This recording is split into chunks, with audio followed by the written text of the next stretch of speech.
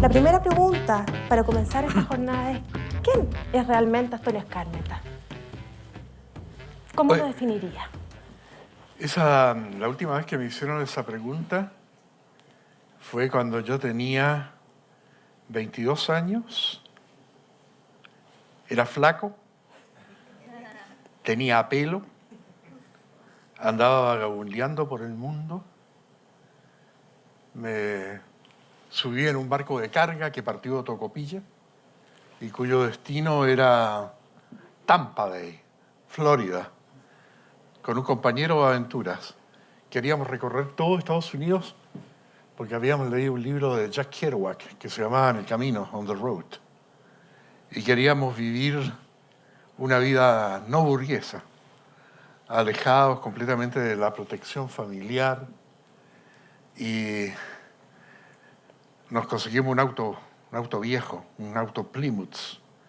Y arriba de ese auto Plymouth fuimos viajando desde Nueva York hasta Luisiana y de Luisiana a San Francisco, la ciudad que después sería la ciudad épica de los hippies. Y en el camino íbamos echando vagabundos y afortunadamente vagabundas. Y pasamos hambre, teníamos que trabajar ocasionalmente para poder echarle benzina al auto y seguir avanzando. Y la aventura cansa. Llegó un momento en que siendo tan jóvenes comenzamos a echar de menos los desayunos en la cama que nos daba la mamita, la tranquilidad del hogar, las calles familiares. Estábamos sacudidos por la aventura y pocas veces recibíamos ternura o amor, sino que conocíamos la áspera realidad, casi como una novela de literatura sucia norteamericana. Bueno, eso a mí me gustaba, porque decía, mientras más peor la pase, mejor va a ser mi novela. Así que no me preocupaba. Pero necesitaba afecto, necesitaba cariño. Y llegamos a la ciudad de San Francisco, que es realmente muy mágica. Tiene una bahía encantadora. Y ahí unos jóvenes nos invitaron a una fiesta, los jóvenes que vivían en una comunidad. Y no sé por qué esa noche se dieron las cosas y una chica que se llamaba Abby me dijo, vamos a ver la noche de San Francisco desde el altillo, del viejo edificio. Subimos al altillo y yo no quería otra cosa más que un poco de ternura. Y comencé a jugar con ella, como que era un oso que la quería atrapar, y ella siguió el juego. Y de repente se fue enredando un poco la cosa y, a ver, como que resultaba prometedor. Como que podía pasar, como que podía no pasar. Y en ese momento, cuando yo sentí que ya estaba a punto de quebrar la barrera, la chica me pregunta exactamente lo que me preguntas tú. ¿Y qué le dijo? ¿Quién eres tú? Lamento decir que esta fue mi respuesta.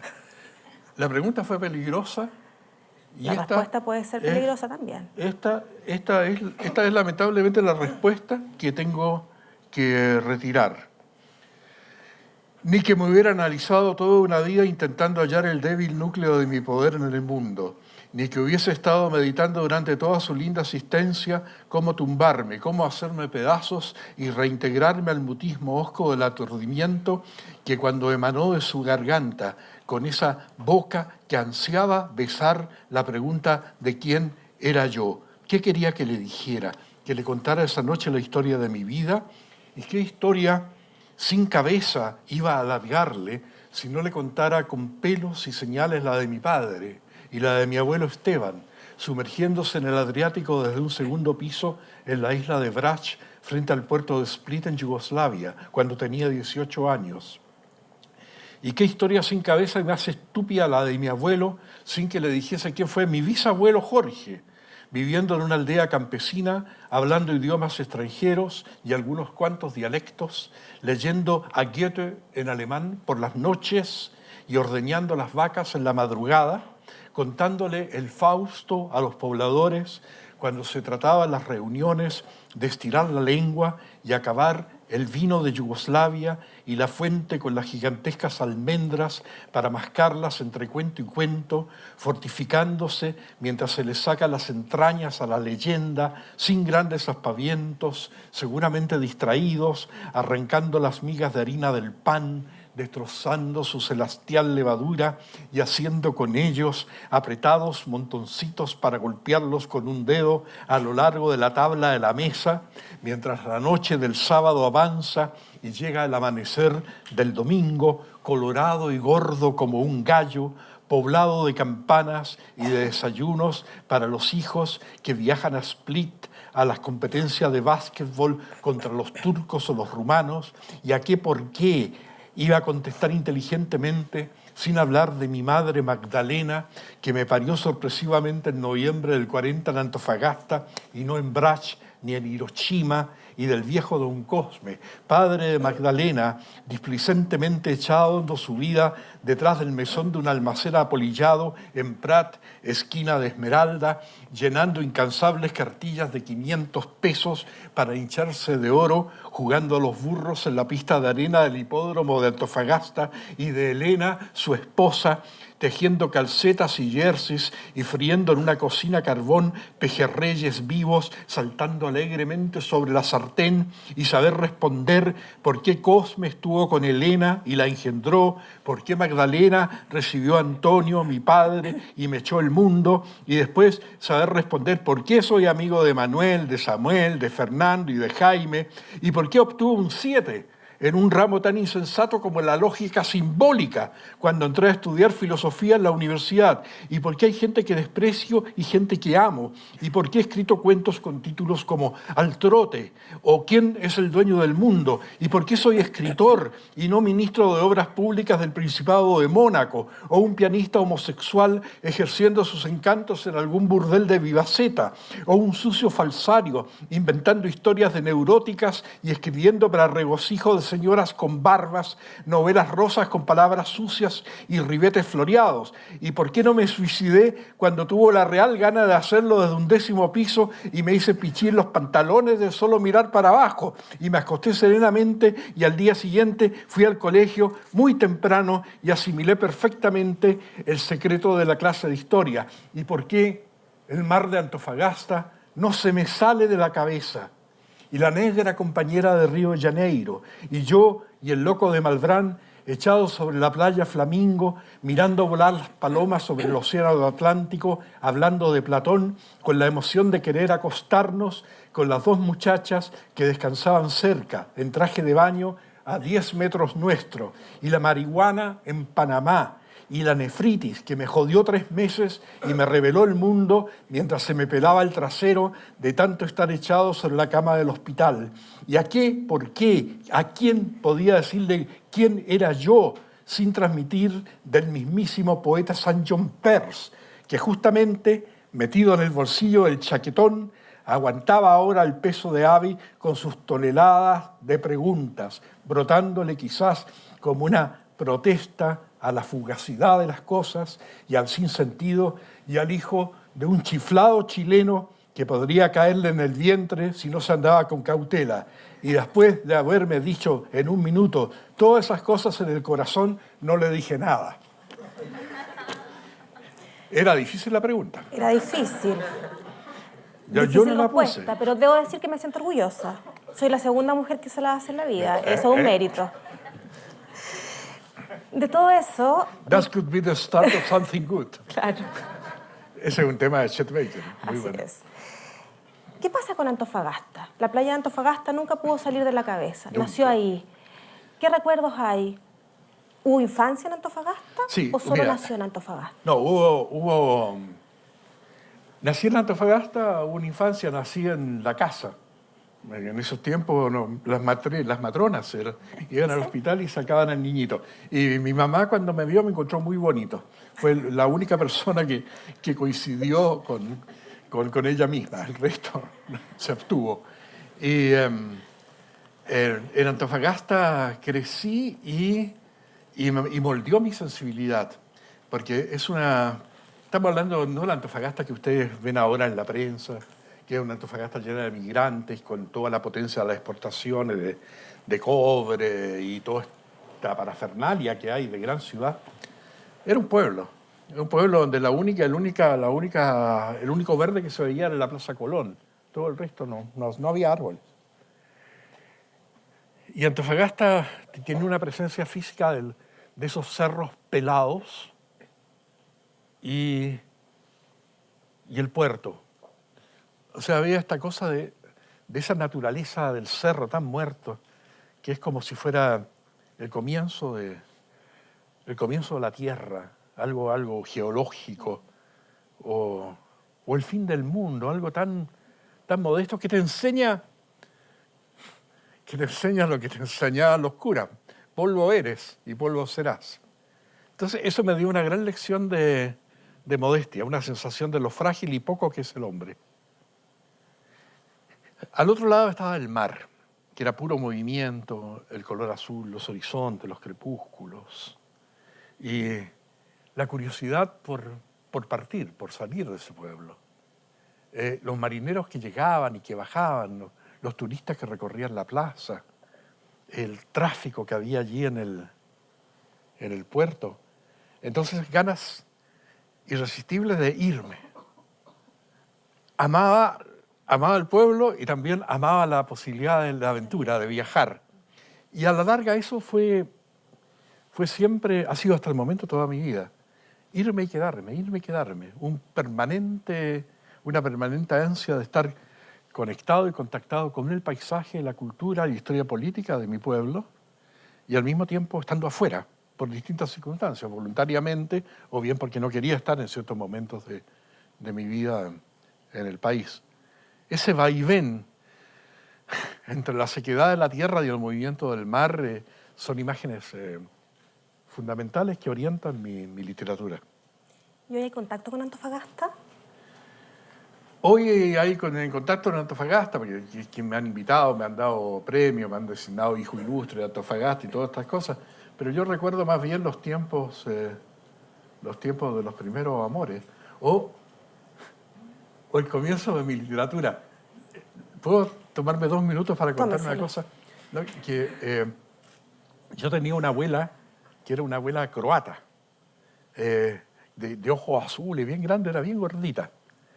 Y esta abuela, estamos hablando en los años, es decir, el tiempo que han nacido los abuelos de ustedes, en los años 40 y tanto, 48, por ahí. Dije que no había televisión, no había nada, no. La entretención era la radio.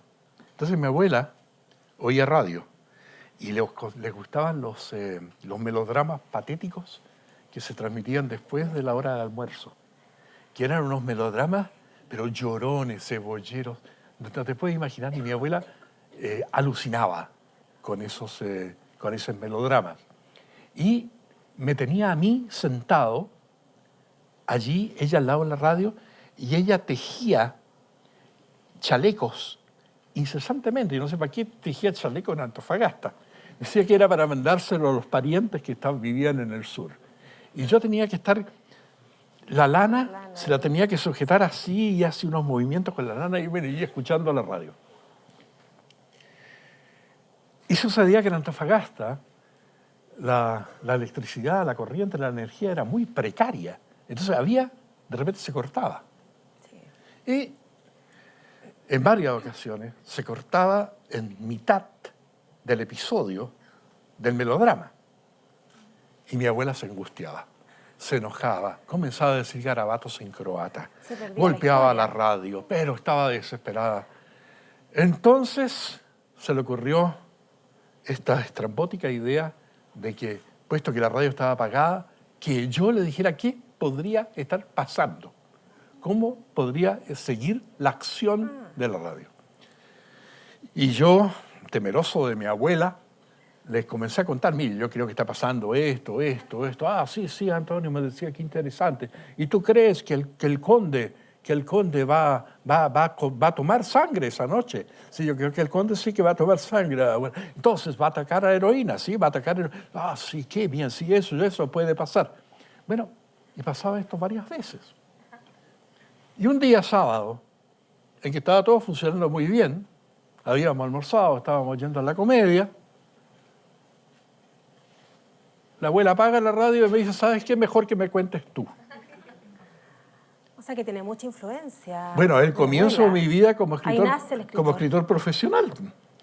Porque, digamos, tener como lectora y como auditora a la abuela, ese desafío se lo doy a cualquier escritor. ¿Qué edad tenía ahí, Antonio? Yo tenía exactamente en ese tiempo 8. Y ahí entonces me familiaricé con el relato, con este relato banal, patético. Oye, los melodramas eran totalmente patéticos. Por ejemplo, me acuerdo de uno muy claramente, y se los cuento para que vean el carácter de mi abuela. Era la historia de 2 bandidos siniestros, de esos como piratas que tienen cicatrices de batallas, que mal encachados los gallos. Y eran terribles. Y habían descubierto que había una aristócrata que era princesa, que tenía un anillo en sus dedos que valía, esta era la cifra siempre, $1.000.000. Y estos 2 bandidos querían robársela. Y trataban de agarrarla en la calle, trataban de asaltar el coche donde iba. Mira, no les resultaba nunca. Y una noche decía el locutor, entran los bandidos finalmente, sigilosamente, subrepticiamente, al cuarto donde duerme la princesa con el anillo en su dedo. Se acercan, con fuerza intentan sacárselo y no pueden, hasta que se prenden las luces del palacio y tienen que huir sin el dedo. Comentario de mi abuela con acento croata. Ma, qué bandidos más bobones. Lo que tiene que hacer bandido es venir, traer hacha y cortar dedo, princesa, y llevar dedo y anillo. ¡Qué bobones! Oye, esa era mi abuela. Y, De emociones violentas. y ahí partió el escritor, el relator. Pero ¿cuándo fue de niño? ¿Tuvo algún acercamiento mucho más concreto con historias escritas por usted? De niño lo que más hice fue leer poesía, porque esa fue la cosa además de chiquitito. Pero después yo viví mucho tiempo en Buenos Aires y ahí me entusiasmé con leer poesía. Eso se derivó de también una cosa que es bien comprensible, que yo vivía en Buenos Aires, en un barrio, y todos los chicos del barrio eran buenísimos para el fútbol, como ese ADN argentino de que todos gambetean como Maradonas. Yo era re malo, entonces siempre me ponían al arco. Y yo compensaba esta debilidad con la lectura. Es decir, sentía que eso me daba a mí una seguridad. Y me gustaban los poemas rimados, los poemas de Rubén Darío, sí, poemas también un poco cursi, ¿eh? Esa como Margarita, está linda la mar y el viento trae esencia sutil de azahar. Yo siento en el alma una alondra cantar tu aliento, Margarita, te voy a contar un cuento. Este era un rey que tenía... Cosas como esas me las aprendía de memoria. Entonces ahí pasó una cosa fantástica, y esto tiene que ver también con mi desarrollo literario, que este gusto mío por leer y por leer poesía rimada y por recitar llegó a conocimiento de mis profesores de la escuela primaria argentina, que era educación gratuita y de calidad. Y estos profesores me alentaron, y me alentaban de una manera que a mí me daba un poco de rubor. Cada vez que había un acto de la escuela, por ejemplo, el Día de la Bandera, el Día de la Patria, me ponían después de los discursos del rector, me ponían a recitar algún poema. Y yo con un voluntarismo salvaje y con un oportunismo notable, recitaba poemas acerca de la eterna amistad entre Chile y Argentina. Y eso, claro, complacía a mis profesores. Y a fin de año, el profesor jefe de mi curso me regaló un libro que me dio vuelta la cabeza, que me volvió loco, que se llamaba Martín Fierro, de José Hernández. Ese libro, me tomo nada más que un minuto.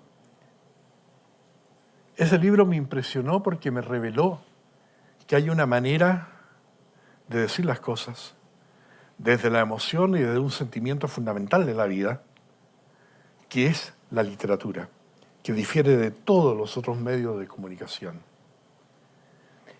Martín Fierro es la historia de un gaucho que lo recluta al ejército, donde está llevando una vida feliz en su rancho con sus hijos, su esposa. El ejército lo agarra, lo recluta y lo manda a pacificar, digamos, a matar indios, a las pampas, a la fuerza. Si no quiere irse, no quiere ser reclutado. La pasa re mal. Y él tampoco es un gaucho demasiado bueno, no un héroe, un antihéroe. Pelea cada rato, toma, qué sé yo. Pero un hombre que lo sacaron de su territorio natural.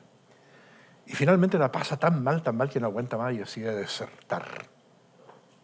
Y vuelve, tras desertar, vuelve a la casa para encontrar a su mujer y a sus hijos. Se han ido. La mujer se ha ido con otro, los hijos desaparecieron, quién sabe a dónde. Y el rancho mismo está destruido. Y cuando comenta esta situación, él mismo, Martín Fierro, cuenta lo que ve y dice, no hallé ni rastros del rancho, solo estaba la tapera. Por Cristo que aquello era para enlutar el corazón. Yo juré en esa ocasión ser más malo que una fiera. Y aquí viene lo que les quería contar, y agrega, ¿y quién no sentirá lo mismo cuando ansí padece tanto? Puedo asegurar que el llanto, como una mujer largué. Ay, mi Dios, si me quedé más triste que Jueves Santo. Churra, más triste que Jueves Santo. Es decir, yo leí eso y quedé estremecido. Es decir, había una manera de decir la tristeza convocando con una imagen que asociaba el silencio de la ciudad desierta, el feriado en que no había fiesta, el silencio de la muerte de Cristo. Esto es la literatura, esto es expresar con esa intensidad sentimiento. Entonces ese libro me marcó tanto que me lo aprendí de memoria. Así vemos. Y durante mucho tiempo hacía el numerito de recitar versos de Martín Fierro aquí y allá. El único problema es que se enteraron en el barrio de que yo andaba recitando versitos. Entonces la mamá de los niños, cada vez que había un cumpleaños de mi amigo de barrio con el que jugábamos las bolitas, fútbol, antes de que el niño apagara las velitas, anunciaba que el chileno nos iba a recitar algunos versitos. Pero yo, colorado de vergüenza, recitaba los poemas y mientras recitaba elegía poemas románticos como de Gustavo Adolfo Bécquer, como Preguntas qué es poesía, clavando en mis pupilas tu pupila azul, mujer, y tú me lo preguntas, poesía eres tú, cosas como ese tipo.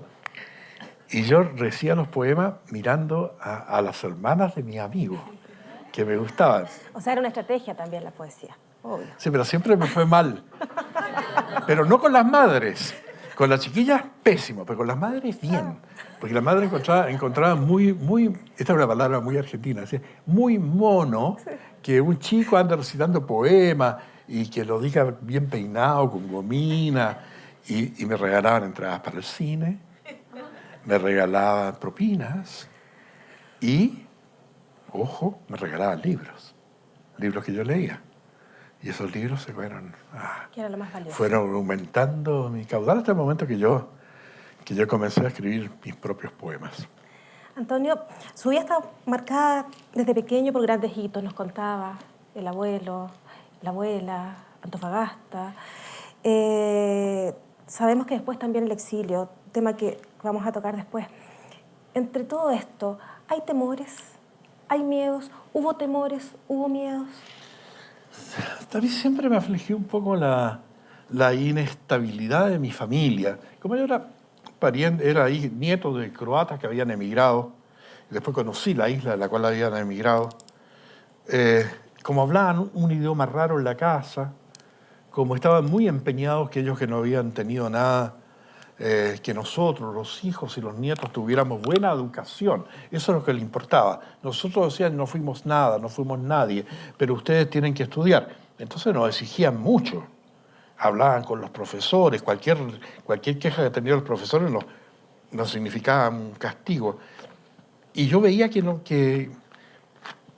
no tenían una adaptación al medio. También mis padres después fue una persona que tuvo muchos oficios, mucha aventura, y había mucha inestabilidad en la casa. Mucho viaje. Yo estaba en temporadas solo, que me dejaban con mi abuelo o con mis tíos.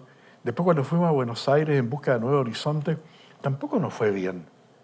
Pero fue el que no me fuera bien fue algo extraordinariamente bueno para mi vida como escritor. Porque, por ejemplo, no iba tan mal que yo, yendo a la escuela en las tardes, en las mañanas, me conseguí un trabajo en la frutería de la esquina. Yo repartía frutas, era un barrio que tenía casas de buena calidad, repartía frutas a las casas como una bicicleta. Y ahí otra vez me daban propinas, trabajaba y yo contribuía con lo que ganaba a mantener a la familia. Mi padre a veces tenía trabajo, a veces no, igual mi madre. Entonces la experiencia de estar trabajando, de ser tan chico, tendría 11, 12, y tener una responsabilidad de ese tipo y estar contactado y conectado con tanta gente que iba conociendo en el trabajo.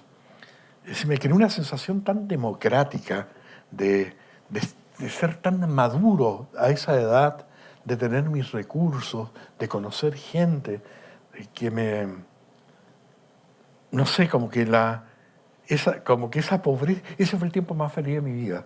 Cuando fuimos tan pobres, cuando tenía mi trabajo y tenía mis amigos.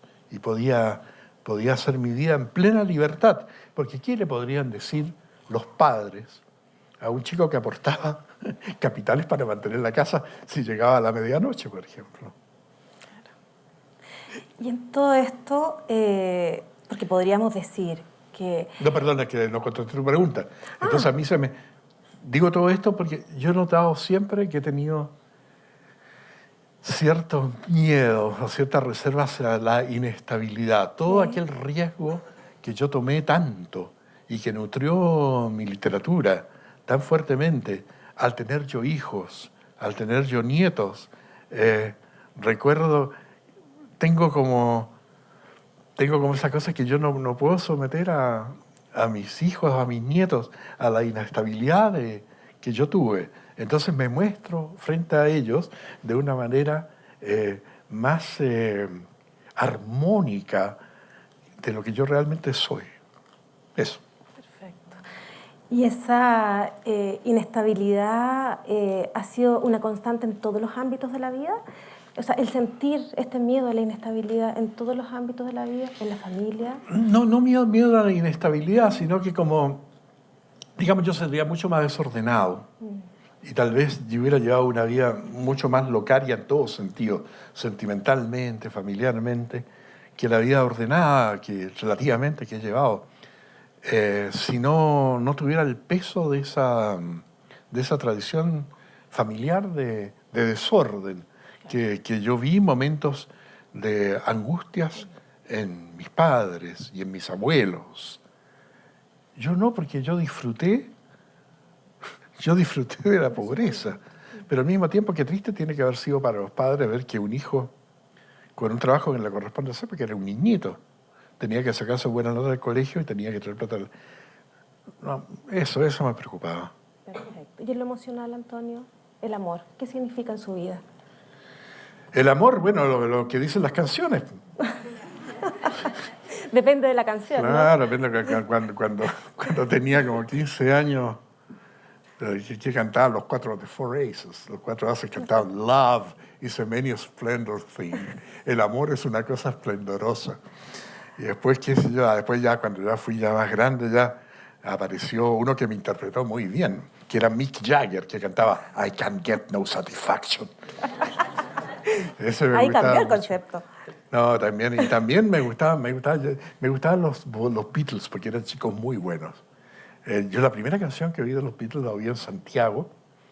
Eh, Mi padre tenía una radio inmensa, con muy buen sonido, y de repente nunca había oído ninguna canción de los Beatles. Y la primera canción que oigo de ellos es una que se llama I Want to Hold Your Hand. Y cuando los tíos dicen I Want to Hold Your Hand, ese momento yo caí de rodillas, pensando que habían aterrizado ángeles en el planeta. Mi admiración fue tan total. Uno de los orgullos de mi vida es que he sido coetáneo de los Beatles, a quienes he admirado hasta hoy. Yo sé que ahora todos ustedes nos interesan la vida de los abuelos, pero los Beatles sí me agarraron. El amor. El amor. El amor es una cosa esplendorosa. Ahora, el amor se expresa muchas veces en... mira, a mí lo que me reveló más fuertemente el amor fue el sentir yo muy chico, pasión por chicas más mayores que yo, que eran inteligentes, sensibles y que a lo mejor ya tenían algo, alguna historia. Es decir, yo siempre era como un cabro chico, incapaz de calmar los nervios para decirle algo inteligente, cautivador, entretenido a una chiquilla. Entonces, en ese sentido, me iba re mal. Esa es la verdad. Hasta, y aquí tal vez le dé una clave de mi literatura, hasta que encontré un libro de Pablo Neruda, que se llamaba Todo el amor. Y eran poemas de Pablo Neruda, una antología con ilustraciones de unas chicas que eran largas, bonitas, así como las mujeres de Modigliani. Es un libro muy bonito, grande. Y ahí me aprendí de memoria algunos poemas de Neruda. Ustedes ya saben que de la escuela primaria que estaba aprendiendo poemas. Y un día que estaba invitado a tomar té a la casa de una chica con la cual yo pretendía pololear, estábamos conversando en el sofá, yo, Pao. La chica me preguntó qué libro es eso, y le dije, este es un libro de Pablo Neruda. ¿Te gusta la poesía? Sí, me dice. Y yo le dije, yo soy poeta. No sé dónde me salió esa cuestión, pues no era poeta, pero sabía algunos versos de Neruda. Entonces ya estaba oscurito y comencé a decirle muy cerca del lóbulo de ella un poema de amor de Neruda.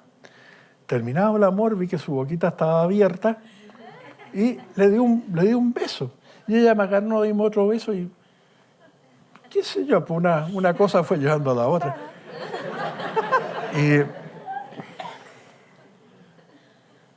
Yo omití decirle que el poema no era mío. Una falta. Claro, Sí. fui bastante discreto en ese sentido. Pero yo sentí que en ese momento que yo había contraído una deuda con Pablo Neruda que tenía que pagar algún día. Y yo creo que la obra de Cartero de Neruda es resultado de eso. ¿Y ese amor sigue hasta hoy día? ¿Cómo? ¿Ese amor sigue hasta hoy día? No, ese amor no sigue hasta hoy día. No, si yo perdí todos mis amores siempre. Claro. Después ya me casé y después ya no me casé, me descasé. Suele ocurrir en estos tiempos. Sí, y después me casé otra vez. Es raro. Pero es importante. No, pero lo lindo de los matrimonios es que quedan los hijos. Sí. Eso son fantásticos. Y los hijos quedan nietos y todo eso. El amor. Pues, love make the world turn round.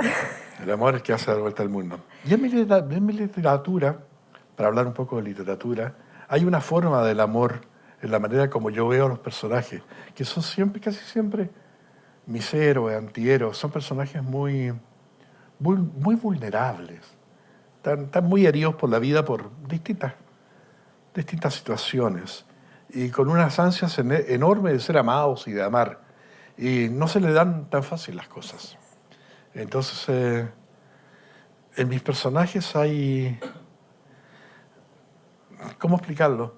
Es decir, yo creo que un ser humano, y esto también se puede decir de mis personajes, nosotros somos no solamente lo que somos en el momento que somos, sino que tanto como somos lo que somos aquello que queremos ser. Estamos siempre en tensión hacia algo que aspiramos, algo que queremos. Y la vida es un escenario que nos va a ofrecer facilidades, aliados en los propósitos que tenemos para conseguir ser el que queremos ser, o vamos a encontrar una realidad áspera que nos hace peso, que nos acota, que nos hace sufrir, que nos molesta. Esa es la vida, ¿no es cierto? Ese equilibrio, desequilibrio entre ir logrando e ir perdiendo. Ese es el carácter de mi literatura. Y una forma de amor es la que yo siento con este tipo de personajes, que yo diría que es la compasión. Es decir, yo miro a mis antihéroes en el realismo de sus deseos con compasión. O sea, los quiero. Y yo creo que en un mundo de muchos narradores no quieren tanto a sus personajes, sino que los fustigan porque son símbolos de lo que detestan. Yo me dedico, escritor, a personajes a los cuales quiero, a los cuales estoy enamorado. Perfecto. ¿Me queda Espérate, lo último. ¿Ya? Pero la otra cosa que te quiero decir, que Sí. esto es muy importante, A ver. que hay una forma, a ver si esto se puede entender, hay una forma del amor y de decir el amor que es la cursilería. Sí. Ustedes han visto que el amor, cuando se dice el amor, es totalmente cursi. Entonces yo esta semana escribí un bolero que se llama Cursi, y que, si me permiten ustedes, con la mejilla llena de rubor, lo leo. El bolero dice así: Cursi, irremediablemente cursi, regalo rosas para celebrar cualquier cosa. Digo que tu cutis es suave como el pétalo de una flor, como la pluma de un ave. Cursi, de los pies a la cabeza, te llevo a ver el crepúsculo para darte un ósculo.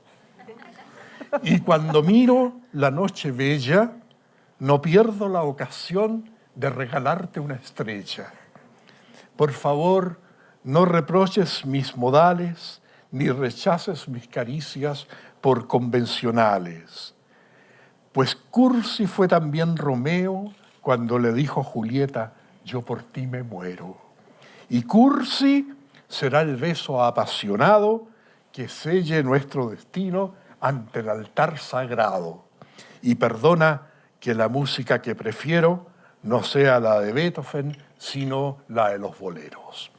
Perfecto. Eso se expresa el amor, la que se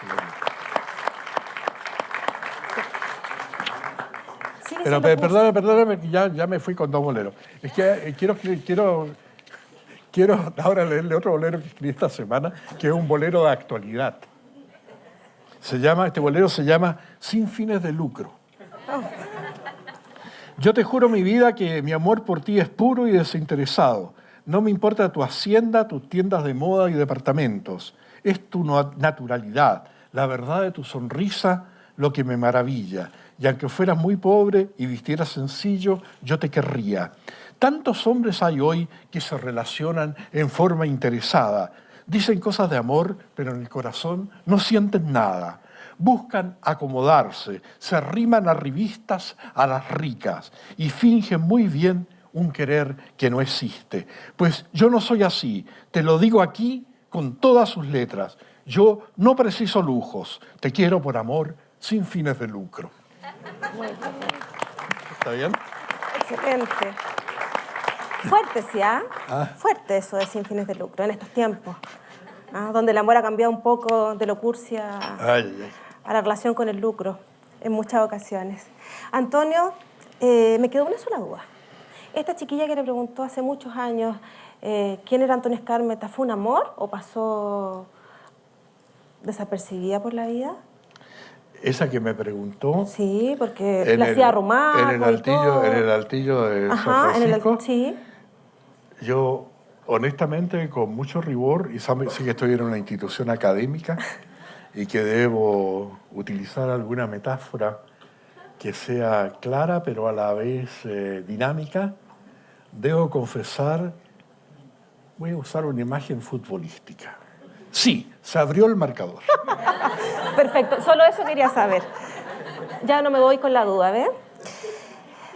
Antonio, del amor vamos a pasar a un tema un poco más, en realidad no es más fuerte, a lo mejor más complejo. La política, su militancia en el MAPO en algún momento de su historia y el exilio. Partamos primero por en qué momento este joven poeta, como usted lo dijo, que fue creciendo y que se fue formando como escritor al alero de su madre, comienza a incursionar en el ámbito de la política. Bueno, eso fue un movimiento completamente irresistible. Yo era un escritor, quería ser un escritor, estaba decidido a ser escritor desde que tenía 9 años. Esa estaba decidida mi vocación. Cuando terminé la escuela secundaria y mi papá me dijo, bueno, ya terminaste ahora la escuela, ¿qué vas a estudiar? Papá le dijo, yo voy a ser escritor. En vez de mandarme al psiquiatra, como hacían todos en ese tiempo, me abrazó y me dijo, me parece muy bien, hijo. Entonces me dio libertad y yo entré al pedagógico a estudiar filosofía. Sí. Que sentí que combinaba bien con lo que yo quería escribir. Y esos años eran años en que Chile iba ganando cada vez más democracia y cada vez más participación. Cada vez había mayor organización social, había mejores sindicatos, había mejores uniones de trabajadores, los escritores los estudiantes estaban cada vez más concientizados.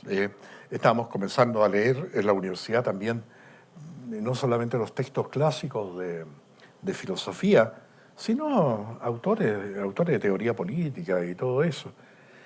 Y, sin embargo, yo me mantuve en el tiempo de estudiante bastante alejado de eso porque yo estaba demasiado interesado en la literatura.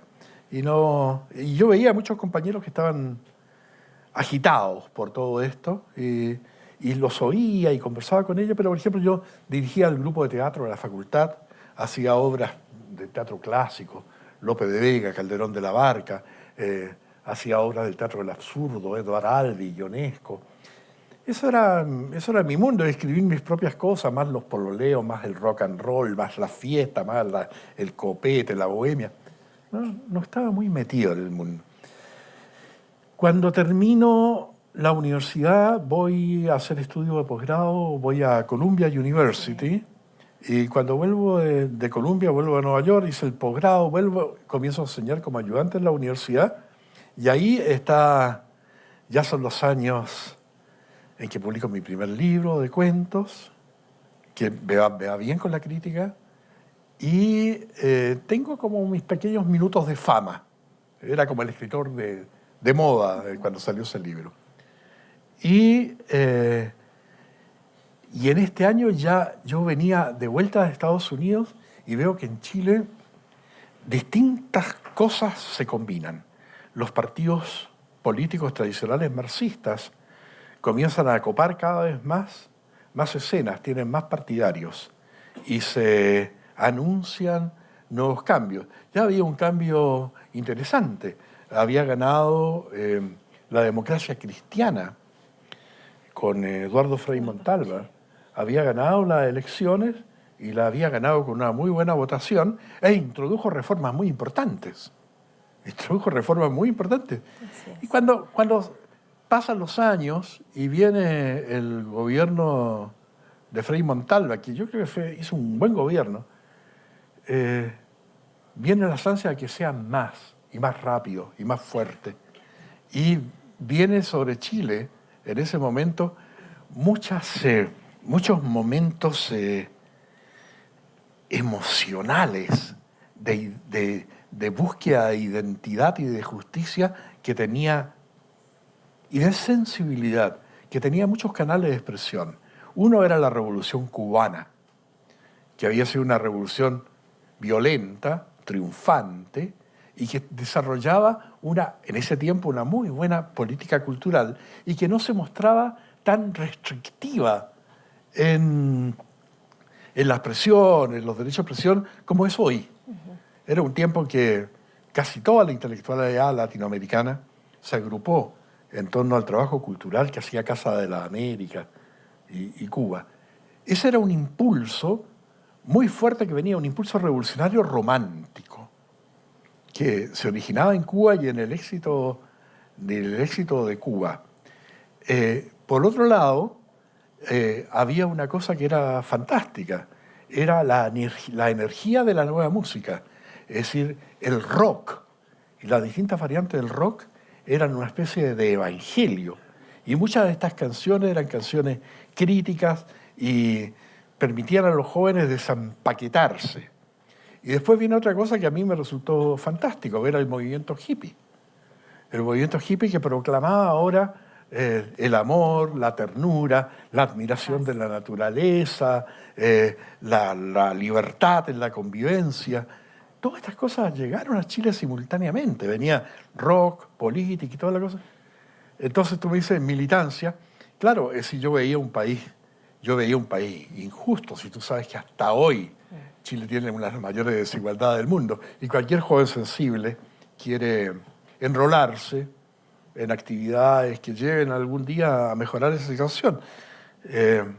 Y ahí yo me interesé por participar, pero yo sentía que no tenía cabida en los partidos más tradicionales. El Partido Comunista, que lo encontraba tan restrictivo, no me gustaba el modo como los países que eran países comunistas, no me gustaba que no hubiera libertad de expresión y que eran muy represivos. Entonces no podía sentir afinidad. Me gustaba mucho los comunistas cómo trabajaban en Chile, pero las declaraciones acerca de lo que pasaba afuera, que alababan la invasión de Checoslovaquia, alababan la invasión de Hungría, y como decían antes, si llovía en Moscú, los comunistas chilenos abrían el paraguas. Esa cuestión no era como una cosa mía, lo mío era lo inmediato, lo literario, lo sensible. Entonces el Partido Comunista no era como para mí una opción. Había cierta rigidez. El Partido Socialista lo encontraba muy estructurado, ya muy de señores caudillos, así. Entonces ahí fue donde se comienza a formar un partido que sale un pedazo de la democracia cristiana, que agrupa intelectuales, que agrupa estudiantes de aquí y allá, un poco de campesinos, que se llama el MAPU. Y este partido MAPU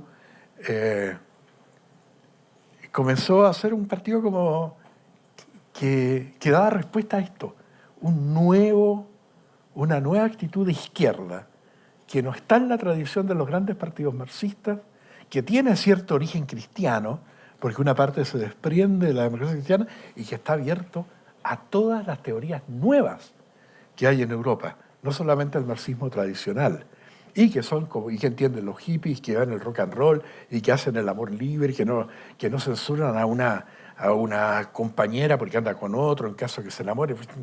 Toda esa es una moral suelta.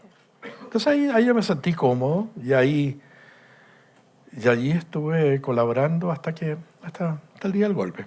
Y después en el exilio, yo estaba en Berlín Occidental, ese era un partido que era tan vivo, tan vivaz, era tan fuerte la discusión, que tenía en sí el germen de la fragmentación, pasaba fragmentándose, porque cada militante era casi la aspiración de un partido propio. Entonces teníamos reuniones mensuales en Berlín, los que estábamos dispersos en Alemania, y se fueron alejando uno a uno, y yo era el que tenía que convocar a las reuniones mensuales en mi casa, y la última reunión que tuve, que tenía que llamar, siendo yo el secretario, me di cuenta que quedaba yo solo. Okay. todo el resto de No la tenía a vida. quién convocar. Entonces yo siempre digo que yo no me fui al Mapu, el Mapu se fue de mí. Claro. Eso. ¿Y el exilio qué significó en la vida? Bueno, el exilio, yo técnicamente no salí exiliado, o sea, no tuve que pasar por las pellejerías de Sí. meterme a una embajada ni nada, simplemente me presenté, pedí pasaporte, salí normalmente, pero seguí el destino y me alié con toda la gente que estaba exiliado. La práctica era un exiliado más. Para mí significó dos cosas. Primero, una fractura, un dolor inmenso, porque yo no me recupero todavía del dolor de todo lo que perdí entonces, entre amigos. Y lo que más me duele es que yo perdí una ingenuidad que tenía, una sensación positiva, amable, cariñosa, plena de mirar la realidad, una confianza total en la fuerza del ser humano. Si usted habla de un poeta como Walt Whitman, yo era así. Whitmaniano, es decir, amaba a todo el mundo, amaba a todo, estaba abierto a todo, quería una experiencia democrática completa.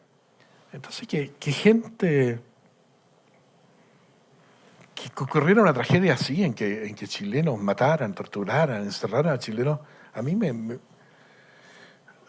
me hirió esa y relativizó esta alegría natural que tenía. Entonces introdujo en mi vida tono escéptico, de amargura. Bueno, esa fue una cosa. Y el exilio mismo, bueno, para un escritor es tremendamente doloroso cuando vives además en un país que no conoces, no hablan tu lengua, como en el caso mío, que yo no sabía alemán y lo tuve que aprender allá. Un Pero al país mismo distinto en tiempo hay algo que muchos me, ámbitos. hay algo del cual estuve alerta desde el comienzo. Es decir, yo sentí que lo que había pasado en Chile, aunque todas las evidencias decían que estábamos liquidados para siempre, que no había que pensarlo así, que la historia enseñaba muchas veces que había recuperaciones democráticas. Yo estaba muy impresionado por la recuperación democrática de Portugal, donde yo fui a hacer una película. Y eso me alentó mucho. Entonces yo seguí trabajando ordenadamente, políticamente, con todos los chilenos que estaban en el exilio, apoyando a las instituciones culturales chilenas, las revistas culturales, consiguiéndole becas a artistas, a escritores y todo eso. Entonces ese tipo de trabajo le dio un sentido, esa dimensión social a mi vida, eh, en que me sentí siempre parte de un Chile que, aunque estaba fragmentado, estábamos lo mismo, queríamos la recuperación democrática. Y ese fue siempre un punto de vista, el que el exilio siempre tuve por esto, tengo que trabajar con esto, aunque se note infértil a ratos, tengo que seguir trabajando y tengo que seguir alentando a los compañeros que se sienten decaídos, de que no perdamos de vista la perspectiva de ir volviendo, de ir abriendo espacios, de llegar a una solución. Eso no lo perdí jamás de vista.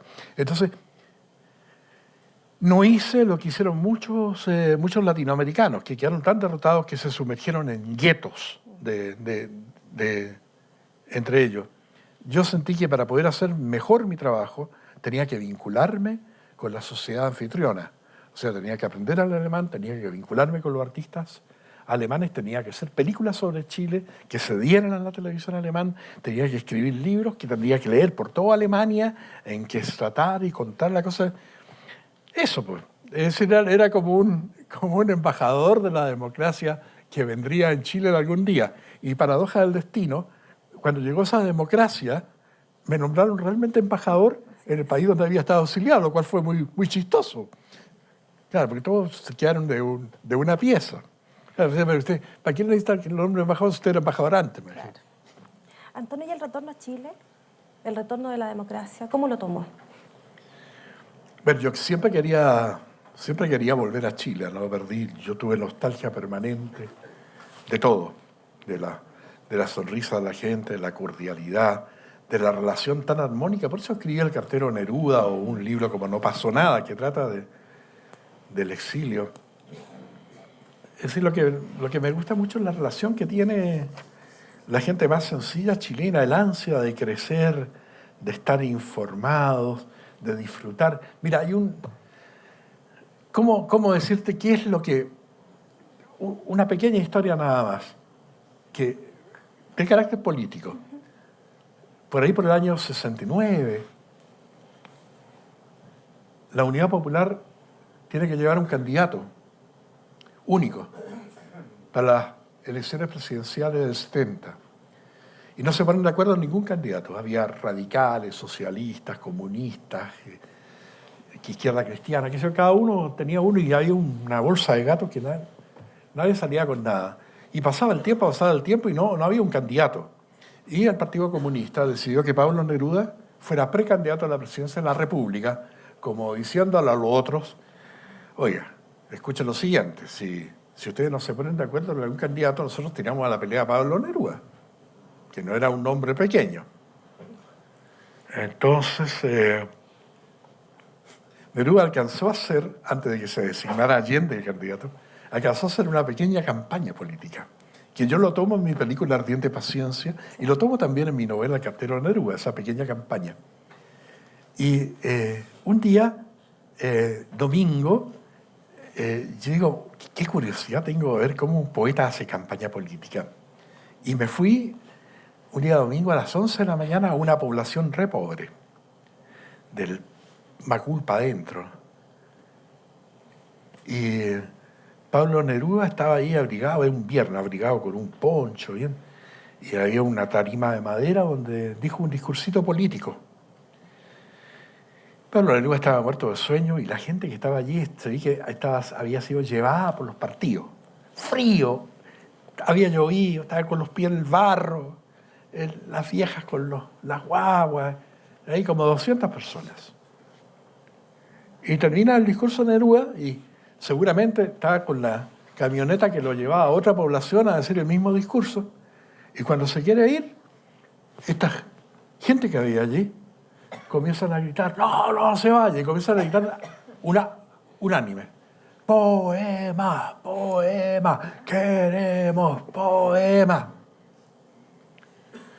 Oye, yo perdí la respiración, sentí un golpe en el corazón cuando vi a toda esa gente, lo más humilde de la tierra, hecha de pobreza, de gracia, de ternura, gritando poemas, poemas, en esa situación. Y Neruda se da vuelta y dice, bueno, ya, poemas. ¿Qué poemas quieren que les lea? ¿Tú crees que salió uno u otro? Salieron 10 propuestas de poemas distintos. Neruda llegó, leyó 3 poemas y se fue. Pero ese momento para mí fue clave. En esto, en sentir cómo potencialmente, si a la gente más humilde, la más pobre, la que tienen esta gracia natural que expresó también Gabriela Mistral y Violeta Parra, por ejemplo, tantos poetas como Jorge Teller, esta sencillez de la ternura, este asombro ante el mundo, esta excitación que sienten ante la palabra luminosa de un poeta. Eso dije, esto es lo que yo más amo en Chile. Entonces, por eso hice esa relación entre dos seres tan desiguales, como este hijo de pescadores, que es cartero vocacional, sí, casi un analfabeto, y el gran poeta, y los dos terminan teniendo una amistad. Esto es lo que yo sentía de Chile, de que Chile tenía un potencial de creatividad enorme y que lo amaba. Entonces, eso fue mi conducta durante el exilio. Ahora, el exilio es un desgarro y es una cosa muy triste que le pasa al ser humano, y había seres que fueron demolidos por el exilio. Hay que decir eso. En el caso del intelectual, uno vive en otra tradición, en otra cultura, sabe que para comunicarse con otro público tiene que conocer la cultura del país en que está, tiene que conocer el idioma, tiene que de alguna manera integrarse, ser parte de esa sociedad.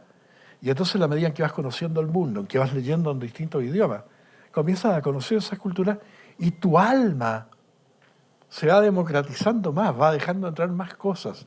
Entonces, aquellas cosas que tú creías tan rígidamente, esto es así, ya sabes, dicen, no, también puede ser de otra manera.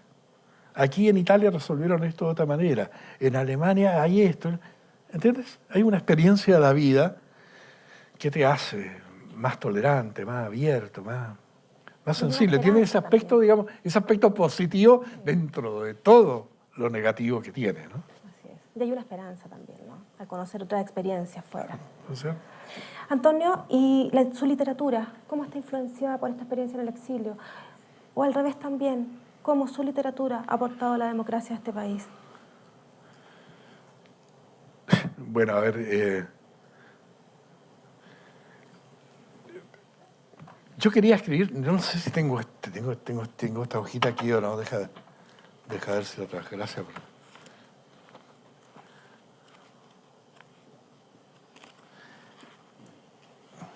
Mira, lo que pasa es que yo quería escribir sobre el exilio estando en el exilio.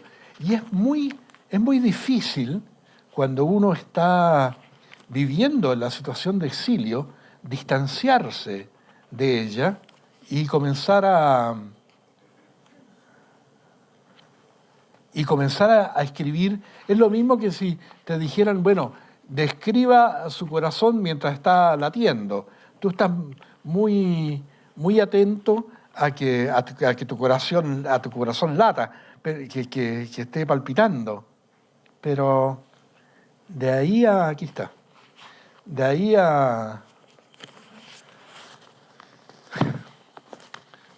a estar encima de las cosas y narrar, es muy complicado.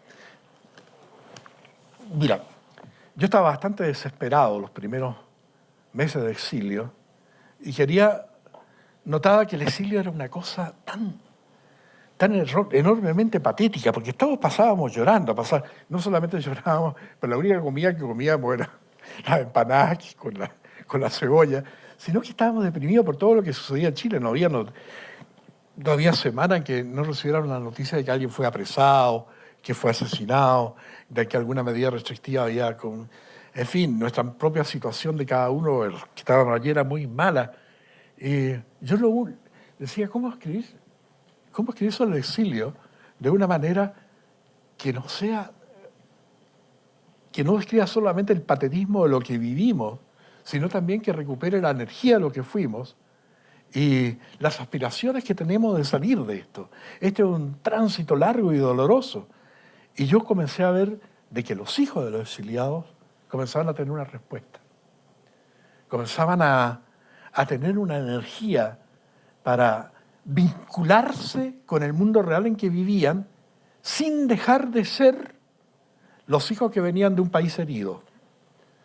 En cambio nosotros estábamos replegados al comienzo de nuestra herida. Entonces a mí me costaba mucho y yo dije, no, aquí la salida es escribir algo, pero desde el punto de vista que recupere la gracia, la energía de los jóvenes. Los jóvenes chilenos, nuestros hijos, son los que nos pueden indicar cuál es la actitud emocional con la cual enfrentar nuestro dilema. Entonces no sabía cómo hacerlo. Hasta que un día llegó a mi casa un joven chileno que quería participar en lo que nosotros llamábamos las campañas de solidaridad. Y necesito exactamente 3 minutos para leerle este episodio. Porque es aquí donde nace mi novela No pasó nada, que es una novela del exilio. Un día conocí en Berlín al personaje que inspiraría No pasó nada, que es un chico de 16 años. Me lo presentó mi hijo adolescente mientras pulsaba sin compasión un contrabajo entre las indecisas murallas de mi viejo departamento berlinés con la siguiente frase: a este le gusta más la literatura que la música. Bajo el estruendo de los zum zum del ronco instrumento le pregunté qué le gustaba leer. No me gusta tanto leer como escribir, me dijo. Vaya, ¿y cómo es que va lo uno sin lo otro? Lo que pasa es que si leo, temo que me influya otro estilo. ¿Y cómo es tu estilo? Al lote. Esta expresión, ustedes saben, significa como salga. He sabido que los adolescentes miden todos los valores del mundo con la vara de su espontaneidad. Sus egos no son más pequeños que las espinillas de su acné. Coordinando más tarde talleres literarios para jóvenes, me encontré en ocasiones con vivaces líderes bárbaros convencidos de que la cultura es dañina para la autenticidad. Y alguna vez tuve éxito polemizando con ellos y haciéndole ver que la espontaneidad sin sofisticación era candidata segura al lugar común. Supe que este muchacho había venido a casa para organizar con mi hijo una velada rock a beneficio de la resistencia chilena. Es decir, la organización la poníamos los padres, que trasnochábamos sobre nuestros mimeógrafos grabando volantes donde se anunciaba el inminente fin de la dictadura. ¿La palabra mimeógrafo les dice algo? Nada. A ellos no. O sea, hay que tener más de 100 años para entender que un mimeógrafo. Así, ustedes son los reyes de la fotocopia, imprimen cualquier cuestión. No, pues antes no, era una cuestión que se imprimía, se escribía una cuestión y se daba vuelta unos rodillos, ahí salían los panfletos. Bueno, entonces nosotros anunciábamos esto, hacíamos estos panfletos, y la música era el aporte de los jóvenes, quienes, por cierto, comulgaban mejor con los grupos Led Zeppelin, The Electric Light Orchestra, que con Quilapayún o Inti Illimani. El chico había traído un poema como contribución a la jornada de lucha y rock, con la esperanza de que mi hijo y su banda le pusieran música y la cantaran. El texto le temblaba en la mano, pues mi hijo, que adoraba la violencia verbal de Jim Morrison, acababa de rechazárselo con un bruletazo. Esto es cursilería. Viéndolo en ese desamparo, lo invité a mi estudio, le propiné un café alemán, brebaje muy poco estimulante, y le pedí que me mostrara el texto rechazado y alguno otro más que traía archivados en una carpeta empastada con el rostro de Elvis Costello inserto en un par de miopísimos anteojos. La cursilería la puedo reproducir al detalle, pues la guardé entre los materiales con que hice mi novela No pasó nada. Decía: échate el pelo con la mano atrás, échate lentamente el pelo con la mano atrás, échate una vez más lentamente el pelo con la mano atrás, échate otra vez más, una vez más lentamente el pelo con la mano atrás, échate infinitamente otra vez más, una vez más lentamente el pelo con la mano atrás. Le puse un quintal más de azúcar al café para mejorarle el sabor y me recliné en la poltrona con las manos cruzadas tras la nuca. Lo encuentra demasiado repetitivo, ¿cierto? No, hombre, más que repetitivo, obsesivo. Obsesivo, repitió. Se sobó las manos igual que si acabara de recibir un regalo inconmensurable. Su probable depresión parecía haberse fumado. Repetitivo, rítmico y obsesivo, le rimé. Repetitivo, rítmico, obsesivo y definitivo, dijo golpeándose las rodillas. Se levantó con ese desgarbado arresto juvenil donde parece que los huesos fueran república independiente de las articulaciones. ¿Usted cree, tío, que eso que leyó es poesía? Hay que advertir que el vocablo tío, para llamar al padre de un amigo, era en ese tiempo una actitud muy en boga. Me detengo en ese término, pues he sido muchas veces víctima de él cuando me he acercado con intenciones ambiguas a hijas jóvenes de compatriotas, quienes al aplicármelo me han hundido en el más sublime ridículo y en la más estimulante inhibición. No me digáis tío, ¿querí? ¿Por qué no? Porque es una cursilería, le dije vengativo. Bueno, este cabro, con esta actitud, me dijo, este cabro tiene que cantar tiene que contar mi novela, tiene que hablarlo con él. con su lenguaje, con esa espontaneidad. Él tiene toda la carga, va a luchar por el rock, va a luchar contra Pinochet, va a participar en todas las cuestiones, va a conseguir plata para la resistencia, y lo va a hacer de la manera que, escribiendo poemas de amor o lo que sea. Dije, tengo que escribir desde el exilio de esta frescura, porque esta es una frescura con perspectiva. En cambio, la letanía en la cual estábamos todos sumergidos, es decir, ya vivíamos prácticamente de la caridad sentimental de la gente que nos apoyaba. Entonces, por eso hice esa novela de exilio de esa manera. Oye, bueno, esta conversación es más larga que tren de carga. No, ya estamos terminando, así que no se preocupe. Primero, estamos con alumnos, estudiantes acá, alumnos y alumnas de la Facultad de Comunicaciones principalmente. ¿Hay alguien que quiera hacerle alguna pregunta a don Antonio Skármeta? Por favor, ahí le van a pasar el micrófono. Hola, soy José Agustín Jara, de tercer año de periodismo. Quiero hacer una pregunta porque no me quedó muy claro. Usted dice que fue al exilio, pero no fue exiliado. ¿Hay algún tema específico por qué se autoexilió? Que nos puede contar porque no entendí muy bien esa parte. ¿Se exilió o lo exiliaron? Sí, la puedo contestar perfectamente. En 1973 yo era profesor en el pedagógico. ¿Le dice algo eso? ¿Por qué Alemania? Espérense, vamos por parte. ¿Le dice algo lo que puede haber significado en el 73 ser profesor de literatura y filosofía en el pedagógico? ¿Le dice algo? Yo le voy a decir ¿a qué? Porque el 90% de mis compañeros, profesores, terminaron presos, algunos de ellos torturados, otros inmediatamente expulsados de la universidad, otros arrestados en sus casas.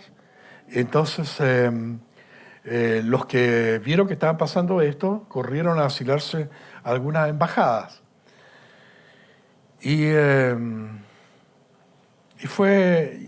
Técnicamente un exiliado es alguien que abandona con protección su país, no por las vías legales que consiste en presentarse al aeropuerto con un pasaporte válido y salir del país.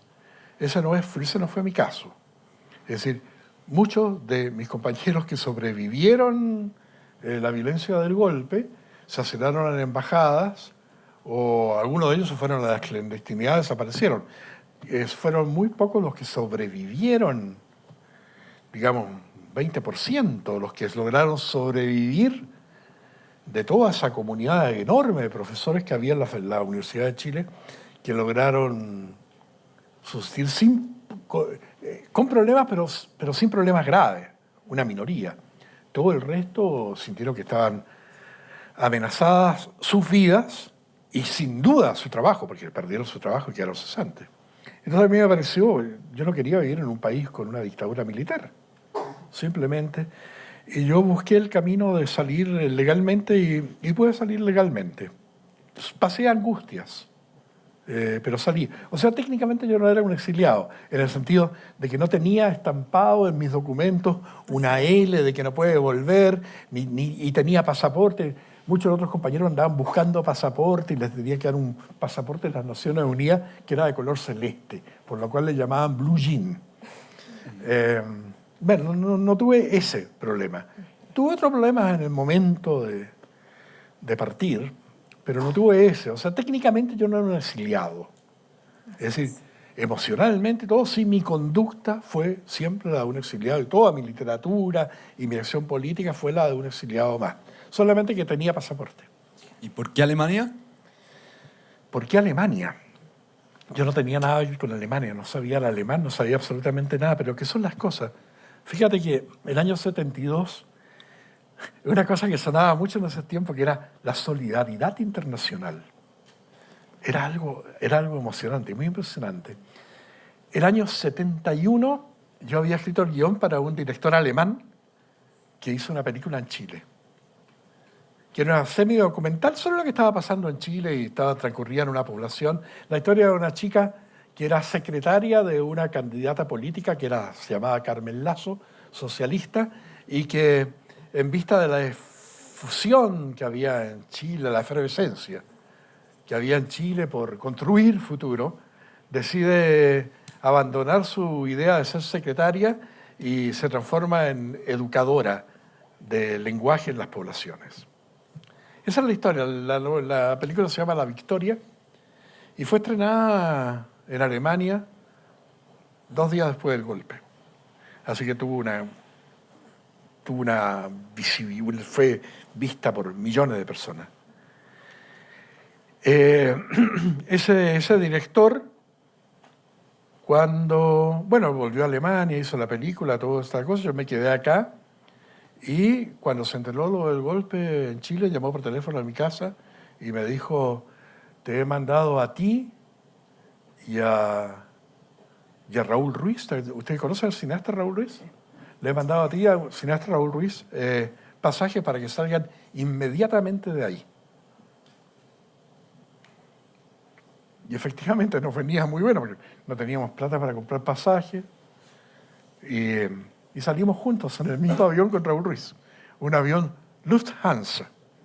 Directo a Alemania. ¿Ah? Directo a Alemania. Directo a Alemania. Sí. Bueno, directo no a Alemania, paró en Dakar. Y en Dakar estaba filmando una película, en Dakar. Estaba filmando una película en Marruecos, este director, en una ciudad que se llama Ouarzazate.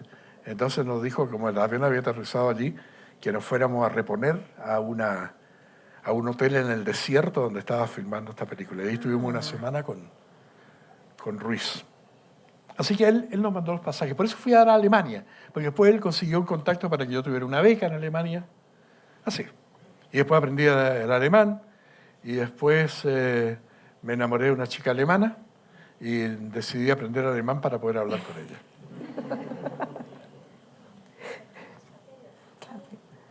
Don Antonio, mi nombre es Carlos Raña y soy profesor. No sé dónde estás, no veo nada. Acá. Con la luz. Acá. Bueno, ya. Acá. En su relato nos lleva desde el idealismo del MAPU, usted lo relata ahí con el gobierno de Frei, y después se salta a esta tragedia del exilio, que evidentemente es una tragedia, y que también tiene que ver con lo poético, con los anhelos, con los idealismos, con la pasión también. Tiene que ver con todo ese intento de recuperar, como usted dice, la democracia, etcétera, etcétera. Y ese trabajo que usted hace como embajador. Pero se salta una parte del gobierno de Allende. Y en ese gobierno, ¿qué es lo que era el Antonio Skármeta de esa época? ¿Qué es lo que hace con el concepto de la lucha armada, con las expropiaciones, con la violencia política y económica que hubo ahí, que todos sabemos que derivó en toda esta tragedia que hubo post-golpe militar? Bueno, yo actué dentro de un partido que estaba para darle estabilidad al gobierno de Allende, estaba por la alianza más amplia posible entre el centro y la izquierda democrática.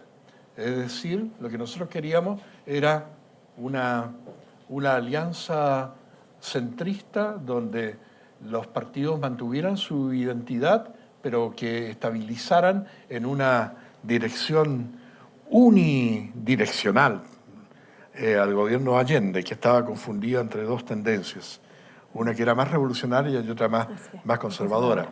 Entonces, mi actitud política en ese tiempo, e incluso el partido que yo militaba, que se llamaba MAPU, se dividió por eso, porque uno era más revolucionario y los otros éramos, por decirlo así, más amarillos. Éramos más conversacionales, éramos más dialogantes, es decir, buscábamos la fuerza del centro.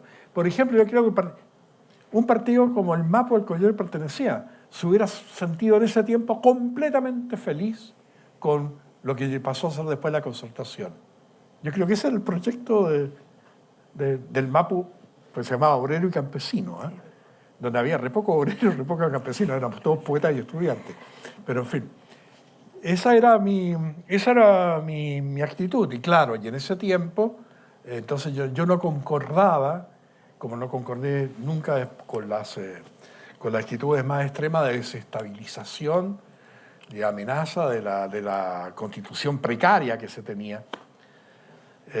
Esa fue mi actitud en aquel tiempo, de apoyar al gobierno de Allende, que lo vi un gobierno complicado. Es divertido estar hablando 40 años después, 45 años después, pero en Europa también se sigue hablando de esto. Sí. Es increíble la fuerza de la tragedia chilena que aún conmueve a corazones europeos y que están dispuestos a oír y a contar la historia una y otra vez. En mi opinión, no podemos volver a discutir este asunto ahora, pero nada más que lo que quiero decir es la opinión. Antes de que Allende asumiera el gobierno, había habido un acto de terrorismo brutal que inauguró el terrorismo en Chile, que fue el asesinato del general Schneider. O sea, eso fue el aviso a Allende de que iba a haber terrorismo contra su gobierno. Y que ya, antes de que asumiera, estaba condenado, se iba a... Y esto está absolutamente documentado en las actas del Senado norteamericano y de la CIA. Todo esto ha sido republicado. Es decir, cualquier persona culta, medianamente informada lo sabe, si esta es la historia. O sea, Allende yo creo que no tuvo una chance. A Allende le armaron la trampa de la caída desde el comienzo. Yo escribí un artículo hace como 20 años sobre esto, cuando había una película que estaba muy popular, que hablaba justamente de alguien que iba a ser condenado a muerte, que se llama Death Bad Walking, hombre muerto caminando. Yo creo que eso fue Allende.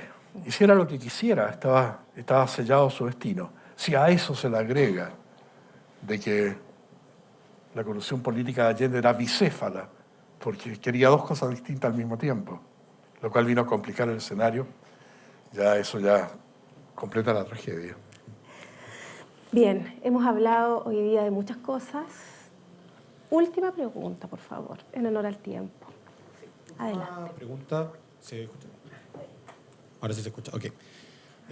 Don Antonio, respecto al Premio Nacional de Literatura, no todo pueden ser loas y halagos, obviamente, y me gustaría saber su opinión específicamente sobre la crítica del año 2003 al Baile de la Victoria, es hecha por Ignacio Echeverría en el diario El País, el cual dice que este libro postula un nuevo modelo de lector, el lector escarmentado, que es una novela de marras, caricatura de la peor especie de populismo literario, que el propio Skármeta apenas ha tomado el trabajo de pequeñarlo con un mínimo de verosimilitud o siquiera de paciencia. Tantas han sido, al parecer, las prisas con que ha debido proceder.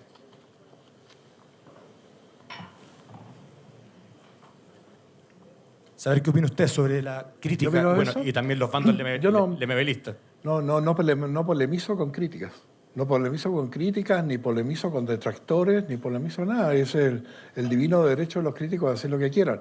Le puedo decir, sin embargo, de que usted elige esta crítica entre otras 100 posibles. Es muy atractivo, porque es una crítica fuerte, es una crítica demoledora, y es una crítica más entre otras 80 críticas que usted podría haber traído, donde dicen exactamente lo contrario. Pero no sé. Quiero decir que a ese crítico que hizo esa crítica, no sé, no quiero opinar, mi opinión del crítico me la guardo, pero la opinión del crítico que tenía la gente que lo leía en España era tan mala que el diario lo echó y encontró refugio en un diario chileno. Bueno, respecto al Premio Nacional de Literatura, la tercera, el 22 de agosto, postula que usted tenía un favoritismo cimentado en sus conexiones políticas. Recordemos que usted fue embajador en Alemania durante el gobierno de Ricardo Lagos. ¿Qué opina sobre eso? No puedo negar que fui embajador del gobierno Lagos. Estoy muy contento de haberlo sido. ¿Qué opino? Que estoy contento de haberlo hecho. El premio no se da por razones políticas. El premio se da por un jurado compuesto por rectores, por miembros de la Academia de la Lengua, y la única figura que podría tener, digamos, alguna conexión política, pero es el ministro de Educación, a quien no conocía y a quien no conozco, con el cual no tengo ninguna relación. Así que, no sé, pues son cosas que dice, yo no puedo entrar a contestar todo lo que se dice. No está en mi manera de hacer. Yo no puedo hacer nada contra eso. Si un jurado me da un premio, un jurado variado y me lo da por unanimidad, ¿qué puedo hacer? Así es. Bueno, lo bueno es que... Antonio, última pregunta y con esto cerramos. Yo usted no encontró ninguna cosa positiva sobre mí. Quería hacer su opinión sobre las críticas del resto, ¿no? No, yo no opino sobre las críticas. No ahora, sino desde que publiqué mi primer libro, nunca he polemizado con los críticos. Por dos motivos. Uno, porque los críticos tienen opiniones muy, muy divergentes.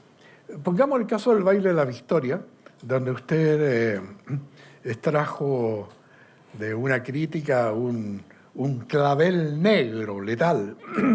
Esa novela ganó el premio Planeta de novela, compitiendo contra 565 novelas de todos los países del mundo. Esa novela fue llevada al cine por Fernando Trueba y fue la candidata que designó España para los premios Oscar.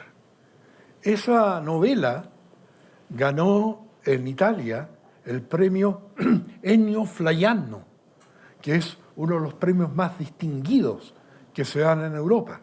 Esa novela ganó en Chile el premio municipal de novela de la Universidad de Santiago. Esa novela ganó el premio Altazor, que dan los colegas escritores de todo tipo.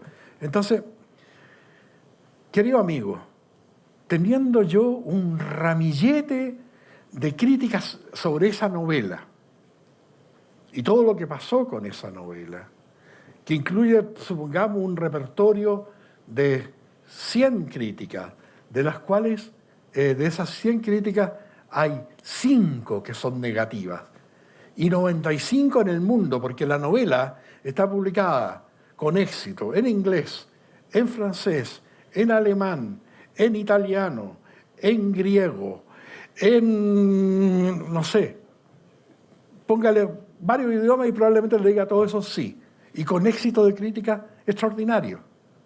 Entonces, ¿por qué razón yo tendría que privilegiar la crítica de un crítico sobre todos los otros?